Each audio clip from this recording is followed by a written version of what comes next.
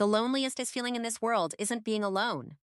It's standing in a crowded room or a marriage while feeling completely invisible to those around you. You offer a bright smile because they need that comfort from you. You agree to everything because the mere thought of rejection brings an overwhelming guilt. We often mistake this behavior for genuine kindness, but in the realm of psychology, it is recognized as a survival mechanism that has lost its rhythm.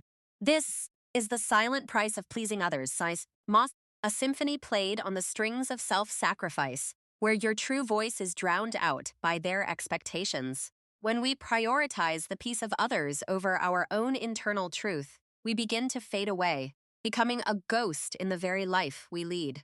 We wear these masks of perfection to hide the cracks of our exhaustion, fearing that showing our true self might lead to being discarded by others. Each mask represents a version of you that was created to appease someone else, leaving the original person buried deep beneath layers of assumed social roles. How many times have you said yes when your soul was screaming no? This disconnect between action and desire is where the internal erosion truly begins. In our quest to be the person everyone loves, we often become the person we ourselves can no longer recognize or even like very much anymore. Understanding this pattern is the first step toward reclaiming your existence, moving from a life of performance to a life of authentic and honest presence. To heal, we must first look back at where this fear began, examining the roots of our need to be the ever-compliant and ever-smiling good child. The fawn response is not born from kindness. It is born from necessity. When a child lives in instability, they learn that safety requires constant appeasement. You learned early on that by being helpful, quiet, and perfectly behaved, you could lower the tension in the room and protect yourself from emotional chaos. While most know fight or flight, the fawn response is the subtle art of submission, used to neutralize threats through flattery and the erasure of boundaries. This good child syndrome creates an adult who is hyper-attuned to others' needs, constantly scanning the environment for signs of disapproval or brewing conflict. In that silence, the child learns to suppress their own anger, and sadness, believing that their true feelings are dangerous and might drive people away forever.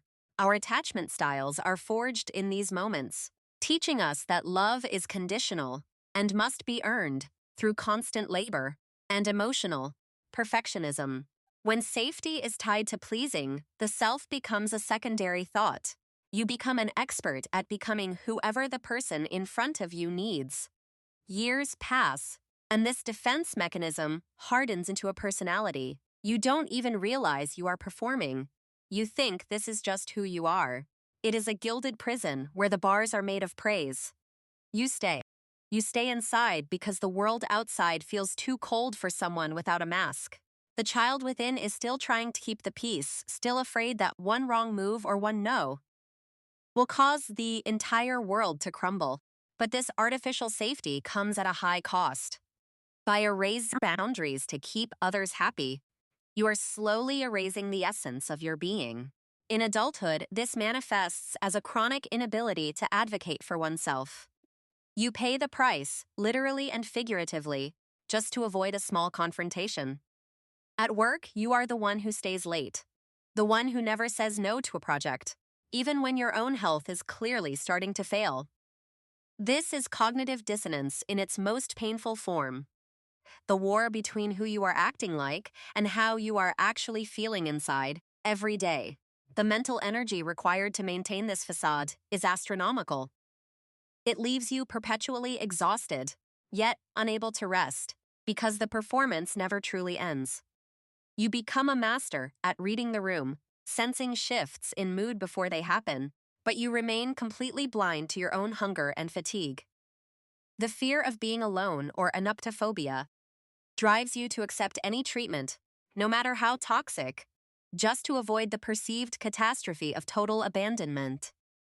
You trade your self-respect for the illusion of companionship, convinced that a half-hearted love is better than facing the silence of being truly on your own. The surface, you are the nice one. But underneath, There is a rising tide of resentment that you don't even allow yourself to fully feel. The body remembers what the mind tries to forget. Your anxiety, your physical aches, and your sleepless nights are all symptoms of a soul under siege. You have spent so much time being a mirror for others that you have forgotten what your own face looks like when it is not performing. We live in a paradox where the more we try to be loved for our helpfulness, the more we feel unlovable for our actual messy human selves. If I stop being useful, will they still stay? This haunting question is the heartbeat of the people pleaser, keeping them locked in a cycle of servitude. The decay isn't sudden, it's a slow evaporation of the spirit, until one day you wake up and realize you are a stranger in your own life. In relationships, the tragedy of pleasing is that it prevents true intimacy. You cannot be truly loved if you are never truly seen or heard. You offer them the version they want, but that version is a hollow shell. They are in love with a ghost, and you are lonely beside them. The sunk cost fallacy keeps you trapped. You've invested so much energy into being the good partner that leaving feels like admitting total personal failure. You carry the emotional weight of the entire relationship, believing that if you just work harder, you can finally earn the security you so desperately crave. But love that is bought with self-sacrifice is never stable. It is a house built on sand, shifting every time you dare to have a preference. These invisible bonds are made of your own fears. You fear that your needs are too much, that your voice is too loud or too demanding. When you always say yes, your presence becomes white noise. People stop asking what you want because they assume you have no desires of your own. Your internal fire is dying. The kindness that was once a choice has become a chore, a heavy debt you pay daily just to exist peacefully. Beneath the nice exterior, a shadow is growing. The parts of you that you've rejected are starting to demand to be heard in destructive ways. You cannot pour from an empty cup, yet you keep trying to nourish others while your own garden turns to dust and becomes a wasteland. This is the prison without bars. You are free to leave, but the gate is locked by your own terror of being found difficult or unlikable. What happens if you stop? This terrifying question is actually the key to your liberation. If only you have the courage to find the answer. The pain of staying hidden is eventually greater than the fear of being seen. This is the moment where the journey of healing finally begins. Healing doesn't mean becoming cold or rude. It means becoming honest. It starts with the radical act of admitting that you have needs and limits. Saying no to others is often the only way to say yes to yourself. It is the first brick in the wall of your new boundaries. Boundaries are not walls to keep people out. They are the gates that let the right people in and keep your own spirit safe and sound. Start small. Acknowledge your tiredness without making excuses. Decline an invitation that doesn't serve your soul, and sit with the discomfort that follows. As you reclaim your time, you reclaim your senses. The world begins to look brighter when you aren't filtering it through the needs of everyone else. Loneliness starts to transform into solitude. You discover that your own company is actually quite pleasant, and you don't need a mask to enjoy it. Self-worth is a muscle that grows with every honest choice you make. Each time you honor your truth, you become stronger and more authentically whole. People who truly love you will respect your boundaries. Those who were only using your convenience will naturally drift away. And that is a victory. You are cleaning your life of the expectations that were never yours to carry. It feels heavy at first, but soon you will feel lighter. Reconnect with your body. Listen to its signals of tension and ease.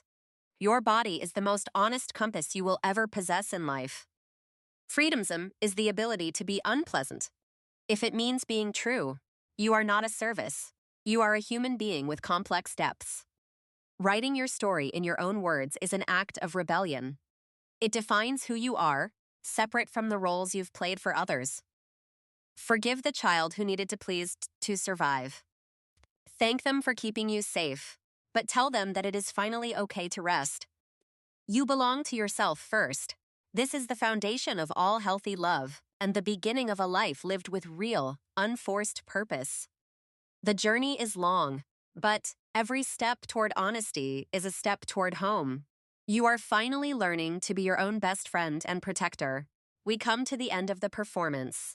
The mask is heavy, it is cold, and it has served its purpose for far too long.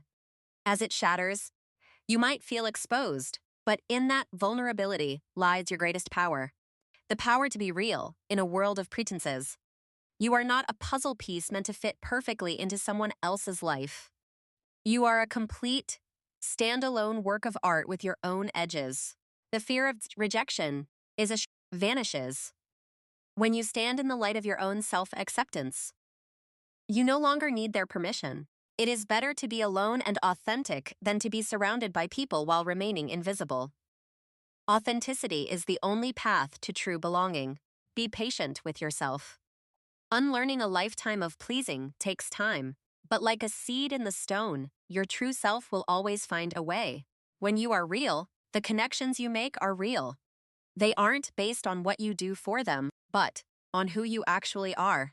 You are the sculptor and the stone. Do not let others hold the chisel. Carve out a life that feels like yours and yours alone. The greatest rejection is the one you do to yourself every time you hide. Stop rejecting your soul for the sake of a quiet room. Have the courage to be imperfect. Have the courage to be disliked. In that space of not caring, you will find the most profound peace. The journey from a people pleaser to an authentic human is the most important journey you will ever take. You are worth every single step. Don't be afraid to take up space. You were born to be a unique presence in this world, not a shadow of someone else's desires.